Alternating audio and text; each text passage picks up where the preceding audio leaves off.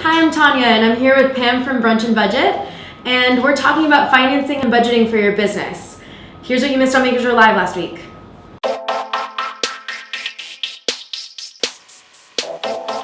I feel like that the hardest thing is figuring out how to separate your business expenses from your personal expenses, and then also how to smooth out inconsistent income. Yeah. So those are probably the two biggest questions that I get. And I feel like the separation between business and personal finances can literally be as simple as open another checking account and spend all your business expenses out of there. You don't need to have an entity when you're first starting.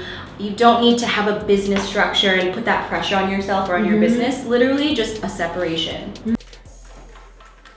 I think the biggest one that people tend to make, and this kind of goes back to wanting to make it perfect, is trying to look like a legit business right out of the gate. Buying the swag, getting the co-working space, you know. Also like the frivolous spending. Yeah, and just like spending that you don't absolutely need to spend, but you want to do it so that it feels like that you're bigger than you are. It's okay to be where you're at. And that's the mistake that I see people tend to make, is to try and rush the spending.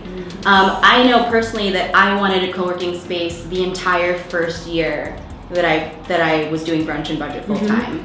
And I just like could not at the end of the day, when I looked at my cash flow, justify the cost.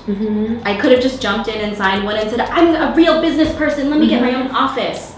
And I just really, when I looked at it, I couldn't justify the cost. And I feel like that grounding yourself in what you're making and what's coming out really will make a big difference in terms of what you're able to justify paying for. The other thing too, and I know this is gonna sound crazy coming from a financial planner, but if you feel like you need money to get through the year and to get started, consider, if you have good credit, actually taking out a 0% interest credit card. Oh, interesting. Yeah, because here's the thing about credit. And I think that we are kind of taught like credit's bad, you know, don't have credit card debt. And I feel like it's really, credit's a tool. Credit's not good, credit's not bad. Interest isn't good, interest isn't bad. You're basically paying for a service, right? You're paying to allow someone to borrow you money. So if you are deliberate about how you borrow that money, then taking advantage of a 0% interest credit card is actually great for your business. If you can find a 0% interest credit card that's 15 months or 18 months, and that's the amount of runway you need to finance whatever you need to finance, then it actually might make more financial sense to get the credit card, finance your business through that, and have a plan to pay it off. That's the critical part about all of this, is paying it off. Yeah, I think that's how people.